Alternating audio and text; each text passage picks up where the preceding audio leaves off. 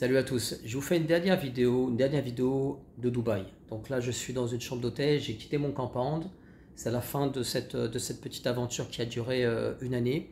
Donc je vous ai raconté, j'ai fait plusieurs vidéos justement sur cette expatriation, sur les raisons pourquoi je me suis expatrié. Donc si ça vous intéresse, vous regarderez les vidéos précédentes. Donc je voulais vous faire une vidéo entre guillemets de conclusion et de bilan sur cette expérience d'expatriation.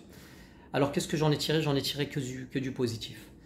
Encore une fois, c'est à mettre en lien avec une autre vidéo que j'ai appelée Investir en mode guerrier. Si j'ai décidé de m'expatrier et de revenir vers le salariat alors que j'étais en auto-entrepreneur, c'est parce que j'ai estimé que par rapport à mes priorités, qui sont de mettre de côté de l'argent pour pouvoir investir, eh bien ça passait par le fait de revenir sur le marché du travail et d'essayer de m'expatrier. Alors je ne suis pas intéressé par le fait de travailler en France, tout simplement parce que en fait après avoir travaillé plusieurs années à l'étranger, j'éprouve plus vraiment de plaisir quand je travaille en France. J'ai vraiment besoin maintenant d'être en contact avec des personnes du monde entier.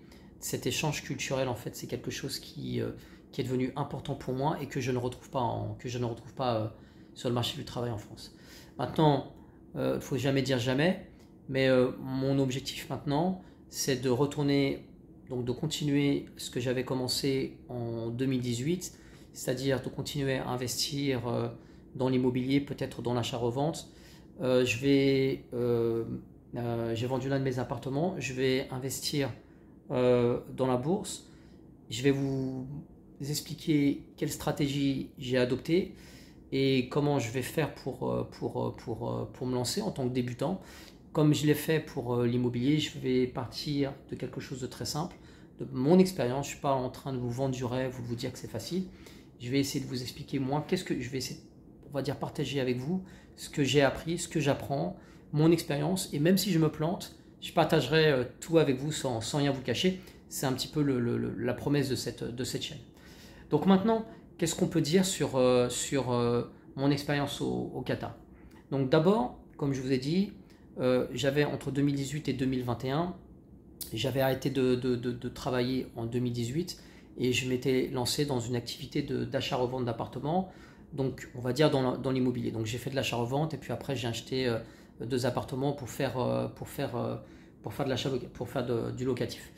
Et je m'apercevais en fait que ça n'allait pas assez vite et que je n'arrivais pas à avoir ce qu'on appelle des revenus passifs qui étaient suffisants. C'est-à-dire pour moi suffisant, c'est-à-dire qu'ils soient capables de remplacer un salaire correct.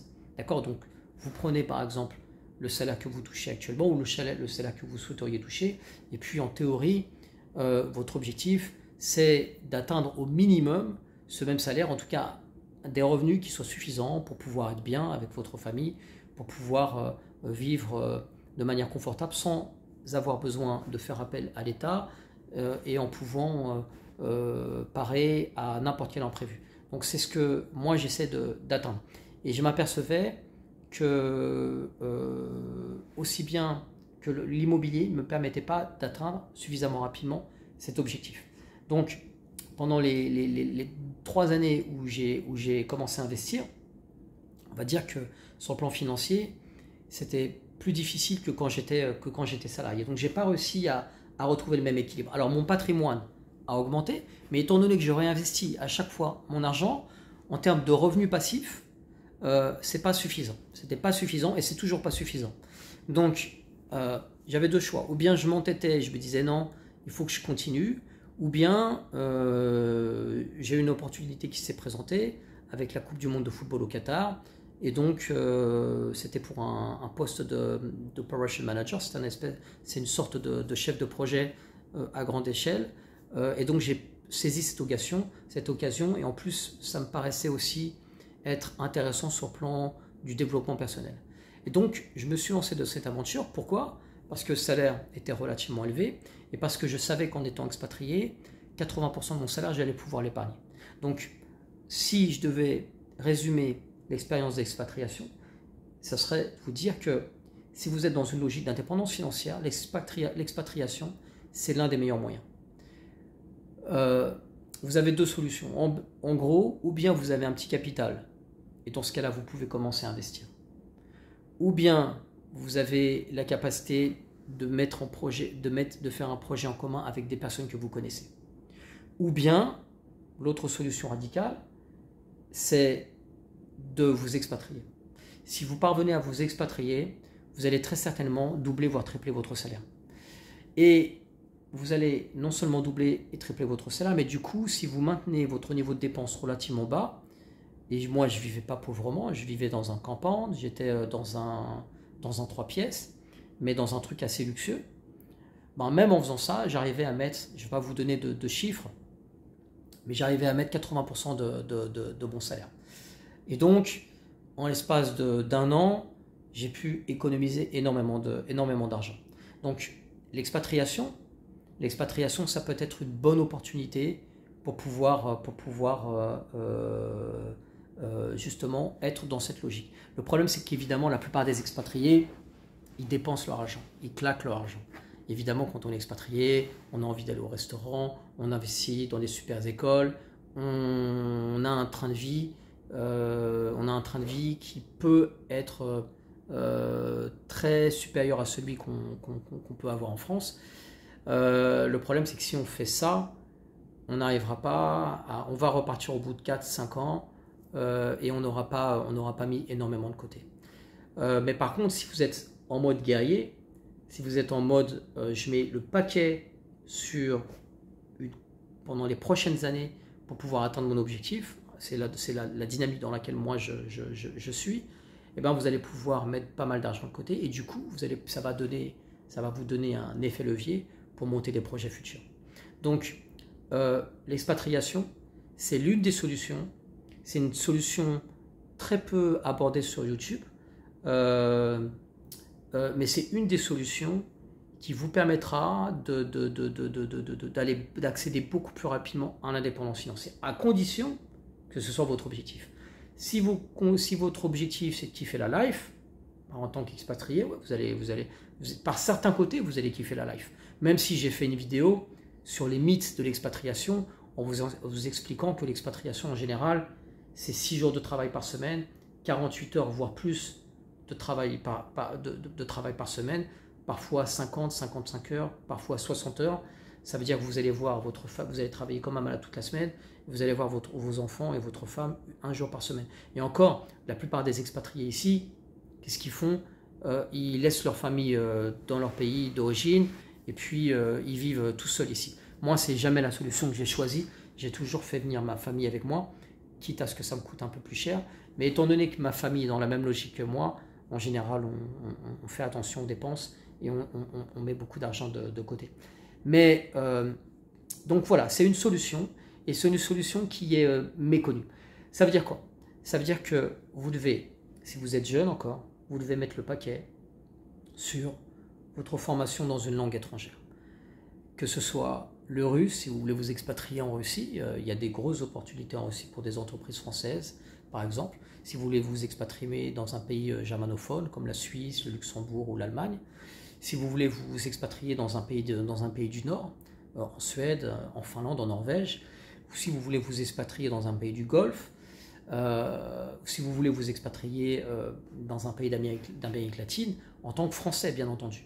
En tant que Français, donc avec dans des postes à forte valeur ajoutée. Donc cette chaîne, en fait, je ne vais pas vous vendre du rêve, elle s'adresse à des personnes qui ont soit des diplômes qui sont recherchés sur le marché du travail, soit des compétences, c'est-à-dire dans la pâtisserie, dans la cuisine, ou des métiers manuels très recherchés.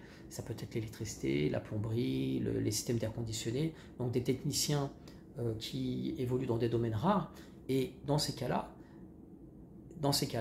vous avez des opportunités qui peuvent se présenter à vous. Mais ça veut dire encore une fois être en mode survie, ça veut dire ouvrir ses yeux et être prêt à prendre des risques. Parce qu'il ne peut pas y avoir de gros bénéfices et de gros retours sur investissement si vous ne prenez pas de risques. Donc c'est pareil qu'en investissement. Les meilleures rentabilités, c'est dans les domaines c'est dans les domaines qui sont les plus risqués. Donc c'est pareil quand vous investissez dans l'immobilier. Si vous investissez dans l'immobilier dans une très grande ville, il y a peu de risques pour votre bien immobilier qui perd de la valeur et du coup vous allez avoir un rendement faible. Par contre, si vous investissez en province, il y a un risque plus important, mais en général, il y a des rendements beaucoup plus élevés. Et si vous investissez à l'étranger, c'est la même chose. Vous allez avoir un risque encore plus élevé, parce que ce sont des pays émergents, mais des rendements encore plus élevés. Donc c'est la même chose pour votre carrière, et en général dans tous les domaines de la vie. Plus le risque est élevé, plus le gain à côté peut être élevé. Et si vous voulez développer votre indépendance financière, je vous dirais que c'est pas en faisant comme tout le monde. C'est pas en mettant de l'argent sur un compte d'épargne ou dans une assurance vie ou en achetant un pavillon en banlieue parisienne ou en banlieue de Lyon ou de Bordeaux où vous allez, ou de Toulouse, que vous allez devenir indépendant financièrement. Il faut forcément suivre des chemins qui sont ardus, qui sont compliqués, et c'est justement parce que c'est compliqué que le bénéfice en retour peut être élevé.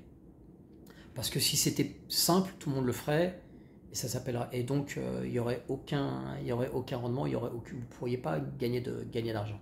Donc l'expatriation, c'est un excellent moyen d'accéder à cette indépendance financière, mais ça veut dire mettre en place des stratégies. Et d'ailleurs, je vous disais que vous pouvez commencer, et ça prendra peut-être parfois 1 an, ça prendra peut-être parfois 2 ans, mais si vous êtes dans cette mentalité de guerrier et vous mettez ça en place dans votre projet, dans votre tête, moi j'ai commencé à le faire en 2012 et je ne suis parti qu'en 2013. Donc pendant un an j'ai postulé, j'ai galéré, j'ai envoyé des CV, j'ai tout fait pour pouvoir y arriver et ça a pris 1 an. Je me suis déjà expatrié à Dubaï et puis après en Arabie Saoudite. Et puis une fois que vous l'avez fait, une fois que je l'ai fait à Dubaï, c'était beaucoup plus facile après d'aller en Arabie Saoudite. Et puis après que j'avais fait en Arabie Saoudite, ça a été beaucoup plus facile après d'aller au Qatar. Donc après ça vous ouvre d'autres portes parce qu'après dans votre CV, vous commencez à avoir une spécialisation, c'est-à-dire le fait de travailler dans des pays étrangers. Et vous allez commencer à être remarqué par les recruteurs. Donc les efforts ils doivent être faits maintenant. Mais tout dépend encore une fois de votre mindset, de votre volonté, de votre envie. Vous le mettez à quoi votre envie? Vous le mettez à 3 sur 10 ou vous le mettez à 11 sur 10? Donc voilà. Si je voulais résumer cette vidéo, je vous dirais que l'une des plus grandes opportunités qu'il puisse y avoir encore aujourd'hui, je ne sais pas si ça va durer, je pense qu'à un moment donné, la situation de la France va être tellement chaude que plein de Français vont chercher à se sauver et à quitter le bateau. Mais encore, vous avez encore de belles opportunités. Et ça me fait rire en fait quand je vois comment on méprise les métiers de bouche, les métiers de la restauration, les métiers de la gastronomie en France. Comment on méprise les techniciens alors qu'ils sont hyper recherchés dans certains pays, avec des salaires qui sont vraiment intéressants. Et surtout en fait, même si votre salaire il est pas super élevé, peut-être dans un premier temps il ne va pas être beaucoup plus élevé. Ne prenez pas un boulot si le salaire il est moins élevé que celui d'un salaire français. Ça n'a aucun intérêt. Ne vous intéressez pas à ce type de boulot. Intéressez-vous à des boulots à forte valeur ajoutée. Mais par contre, si vous avez un salaire, même un salaire de 3 000, 4 000 euros pour débuter, ça peut être une stratégie. Parce que la plupart des expatriés, ils touchent en moyenne 8, 9 000, 10 000, 15 000 euros. D'accord? Ça, c'est les chiffres. La plupart des expatriés français, ils touchent au moins 8 à 12 000 euros. Maintenant, vous, votre stratégie, ça peut être de se dire, bah écoute, moi je ne veux pas rentrer en compétition avec ces gars-là qui ont déjà de l'expérience. Je vais juste essayer de trouver, si je trouve un truc à 3 000, 4 000 euros, je vais y aller. Parce que quand vous êtes expatrié dans certains pays, vous avez le logement, vous avez les frais de scolarité parfois pour vos enfants, vous avez les transports qui sont payés, et parfois vous avez la nourriture. Donc si c'est le cas, si vous avez ne serait-ce que le logement qui est payé et les transports, ça veut dire qu'en fait, vos dépenses, ça sera juste pour vous nourrir. Ça veut dire que tout le reste, c'est de l'argent de poche.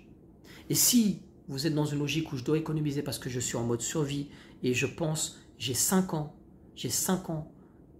où je dois fighter pour pouvoir me protéger et développer un système qui va m'apporter des revenus qui soient suffisants pour remplacer un salaire, si vous êtes dans cette logique-là, eh bien, vous mettez le maximum. Donc, si vous touchez 4 000 euros, vous dépensez 500, 600, 700 euros et vous envoyez le reste. Vous envoyez 2 000 euros par exemple par mois. Vous économisez, vous envoyez 2 000 euros par mois en France. Ça veut dire qu'en un an, vous pourriez potentiellement investir peut-être 20 000 euros. 20 000 euros. Et je vous dis que c'est pas forcément, ce que je vous dis, c'est possible.